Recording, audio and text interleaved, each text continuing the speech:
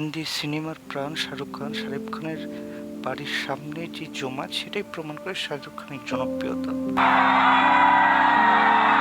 শাহরুখ খানের বাড়ি মান্নাতের সামনে বরাবরই এই ধরনের দৃশ্য আমরা দেখতে পাই এবং আমরা দেখতে পাই যে শাহরুখ খান তার ভক্তদের সম্ভাষণ জানাচ্ছেন।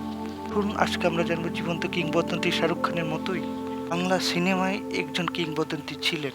আমরা কথা বলবো বাংলা চলচ্চিত্রের এক অমর নায়ক সালমান শাহ সম্পর্কে।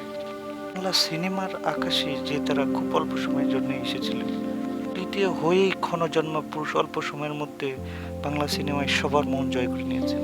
আর কেউ নন আরিয়ার চৌধুরী ইমন, সবাই তাকে সালমান শাহ নামেই চিনে। 1971 সালের 9 সেপ্টেম্বর সিলেট শহরে জন্মগ্রহণ করেন। ছোটবেলা থেকেই তিনি ছিলেন প্রাণবন্ত, বিশ্বাসী ও স্বপ্নবাজ পুরুষ। স্কুল কলেজের নাটক সাংস্কৃতিক কর্মকাণ্ডে তিনি সবার মন জয় করেন। ক্ষণজন্মা নায়কের 1993 সালে সিনেমায় অভিষেক ঘটে। কিয়ামত থেকে কিয়ামত ছবির মাধ্যমে এই ছবিতেই তিনি এমন একটা ঝড় তুললেন ঝড়ে বাংলা চলচ্চিত্র নতুনভাবে রূপ নিল। মাত্র 4 বছরের কেরিয়ারে তিনি 27টির মতো ছবি করেছিলেন। প্রায় সবগুলোই সুপারহিট ছিল। আনন্দ, অশ্রু, শোভা, দিন আমার দিন, স্বপ্নের পৃথিবী, প্রতিটি ছবিতেই তিনি ভক্তদের হৃদয়ে অমর হয়ে রয়েছেন। সালমান শাহ শুধু সুদর্শন নায়কই ছিল না, তিনি ছিলেন এক নতুন ধারার প্রতীক। আর পোশাক, সংলাপ, স্টাইল, এমনকি চুলের স্টাইল, সমস্ত কিছুই মানুষের কাছে খুবই জনপ্রিয় হয়ে উঠেছিলেন। সবই তরুণ প্রজন্মের কাছে হয়ে উঠেছিলেন ফ্যাশনের আইকন।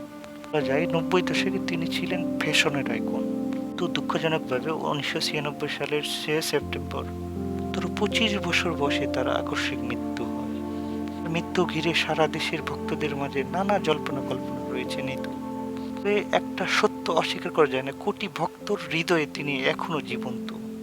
মাত্র কয়েকদিন আগে সালমান শাহর 29তম মৃত্যুবার্ষিকী তার ভক্তরা পালন করলেন।